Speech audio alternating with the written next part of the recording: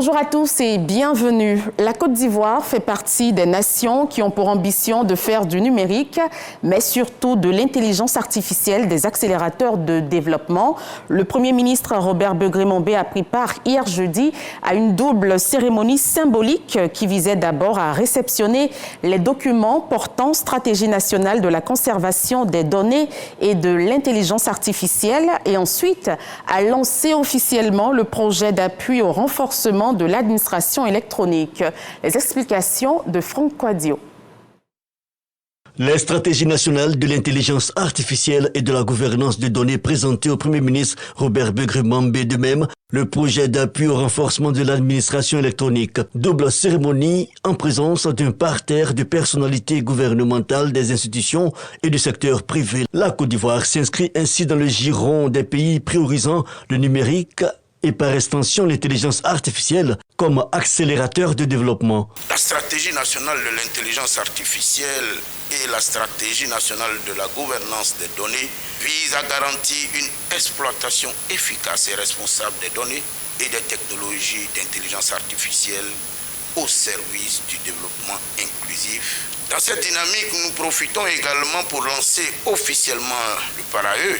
L'objectif principal visé par ce projet est d'œuvrer à la digitalisation des procédures administratives en vue de renforcer la productivité de l'administration et de réduire les services.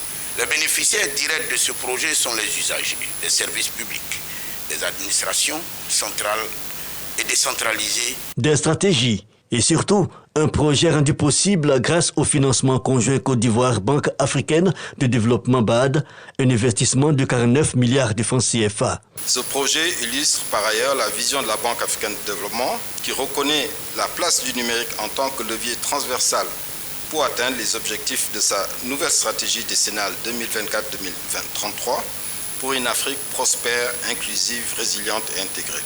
Pour le chef du gouvernement haut patron, la symbolique est celle du positionnement du pays en faveur d'une administration connectée. L'intelligence artificielle est, selon Robert Begré-Mombé, un réservoir d'opportunités. Je voudrais vous rassurer, il y a déjà de nombreux acquis qui sont le fruit de la vision de notre président en matière d'intelligence artificielle et tous les dérivés. D'ici à fin décembre, nous aurons entre 529 et 559 zones blanches qui seront connectées dans le cadre du programme national de connectivité rurale. C'est pour dire que la Côte d'Ivoire s'assoit sur du solide et l'avenir doit nous permettre de faire mieux, de faire fort et d'être champion d'Afrique en matière d'intelligence artificielle. Nous le pouvons. C'est pourquoi mes regards se tournent vers la jeunesse ivoirienne. Saisissez l'opportunité que vous offre le président de la République avec cette grande perspective en matière d'intelligence artificielle. Le champ d'action est vaste. Notons que, outre le projet d'appui au renforcement de l'administration électronique, que l'élaboration des stratégies nationales de la gouvernance des données et de l'intelligence artificielle a mobilisé plus de 60 institutions publiques et privées, auxquelles s'ajoutent 1200 experts. Et justement, parlons de la digitalisation de l'administration fiscale. Le directeur régional des impôts a présidé récemment l'enrôlement des signataires de l'attestation de régularité de situation fiscale, un événement qui s'inscrit dans le cadre de la modernisation des services, ce qui devrait accélérer la délivrance des actes fiscaux. Nadège Kassi, Marie-Chantal Akandan, Zia Apollinaire. La digitalisation de l'administration fiscale franchit une nouvelle étape avec le lancement de l'enregistrement numérique.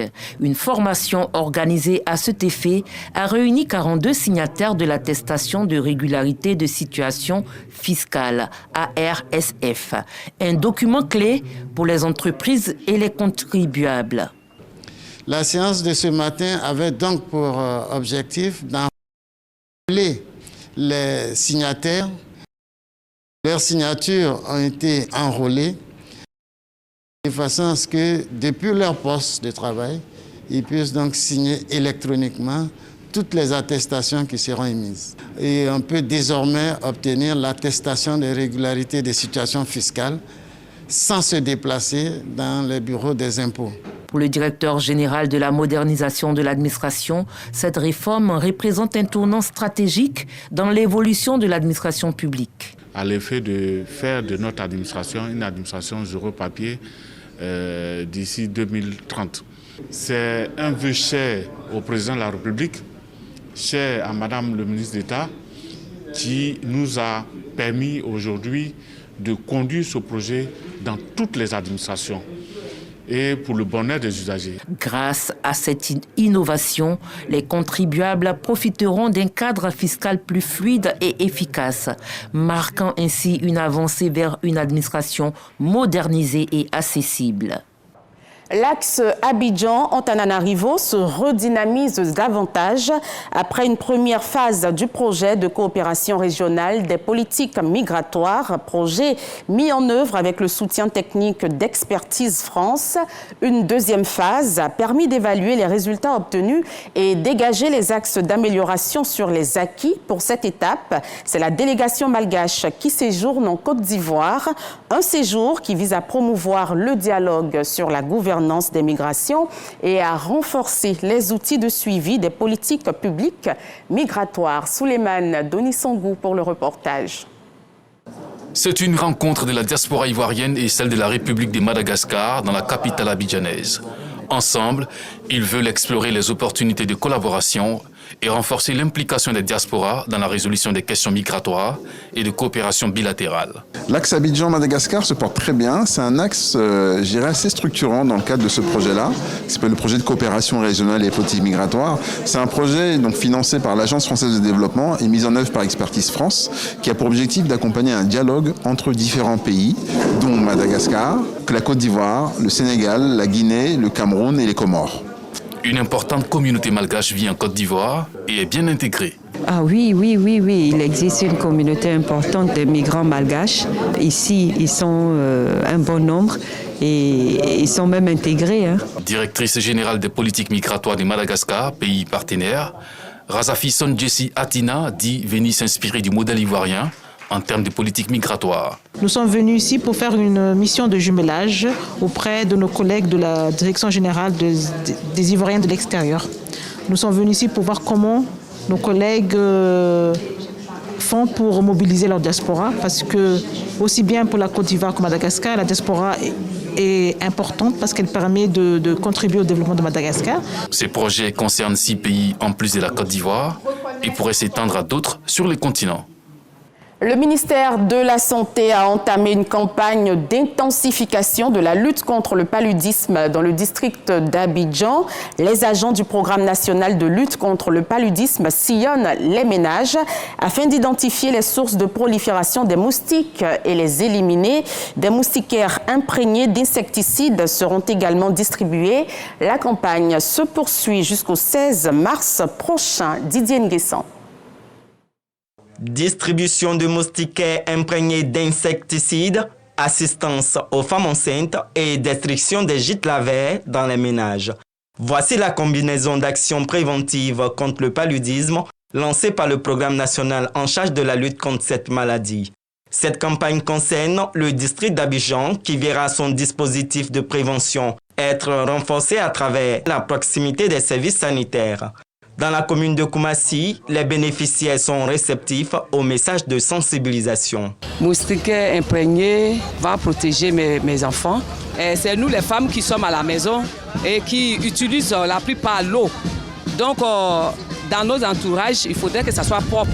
Et surtout la cuisine et puis nos chambres, les chambres des enfants. Et les vêtements, là, il faudrait que oui, on prenne soin de ça. Parce que les moustiques vont s'entasser dans les coins, qui vont nous piquer. Les agents de santé communautaire vont apporter assistance aux ménages pour éliminer les foyers de reproduction des moustiques. Ouvrez-leur la porte pour qu'ils puissent vous aider à identifier les endroits où on pourra avoir des moustiques et qu'on puisse les éliminer. Le ministre a décidé de faire à Abidjan une zone prioritaire pour la lutte contre le paludisme. Si notre milieu est assaini, on aura de moins en moins de sites larvaires, on aura de moins en moins de moustiques et on sera de plus en plus en bonne santé. Bien que le taux de mortalité soit en baisse de 50% ces dernières années, le paludisme demeure la première cause d'hospitalisation avec 30% des patients. Direction Abobo, où l'association des femmes de la commune s'est réunie il y a quelques jours en vue de formuler des prières pour l'instauration d'un climat de paix en cette année électorale. La rencontre a eu lieu en présence des autorités de la commune. Patricia Omoetia nous en dit plus. L'initiative est portée par l'Association des Sœurs Unies d'Abobo pour des élections apaisées. À travers cette campagne, cette association s'engage à contribuer à faire de l'élection présidentielle d'octobre 2025 un modèle de paix et de cohésion sociale. Le projet vise à prévenir les violences en faisant la promotion de la tolérance et de la non-violence parmi les électeurs et à favoriser le dialogue entre les acteurs politiques durant la période électorale. Il s'agit aussi d'engager les leaders religieux dans la mobilisation de leur communauté pour sensibiliser la population, prier et agir pour une Côte d'Ivoire unie et pacifique. On veut profiter à cette occasion-là pour prier pour un climat apaisé pour les élections 2025, pour que la paix véritable soit dans notre pays, car sans la paix, nous ne pouvons rien faire. Notre rôle en tant que leader de jeunes, c'est d'exhorter les gens à la paix, les élections sans violence. Quel que soit celui qui va être le vainqueur de ces élections, il faut que ça se passe dans la paix pour que la Côte d'Ivoire reste toujours en paix. La paix qui est la condition sine qua non d'un développement durable et harmonieux. En nous réunissant ici, les femmes nous interpellent et nous rappellent à ce qui est la valeur fondamentale, c'est-à-dire la paix. Sans la paix, il n'y a pas de vie possible, il n'y a pas de développement possible. Au thème de cette rencontre, les membres de l'association s'engagent à œuvrer pour la paix et la cohésion en Côte d'Ivoire. Dans l'actualité hors de chez nous, au Mozambique, le cyclone Jude qui a frappé lundi les côtes du nord du pays avec des rafales de vent dépassant les 195 km/h a fait d'énormes dégâts, 9 morts et 20 blessés selon le dernier bilan publié jeudi par l'Institut de gestion des désastres. Des dommages matériels importants ont également été enregistrés, destruction de 74 km de lignes électriques, effondrement de 6 transformateurs, les routes et les ponts sont sévèrement touchés et le bilan continue de s'alourdir alors que les pluies se poursuivent.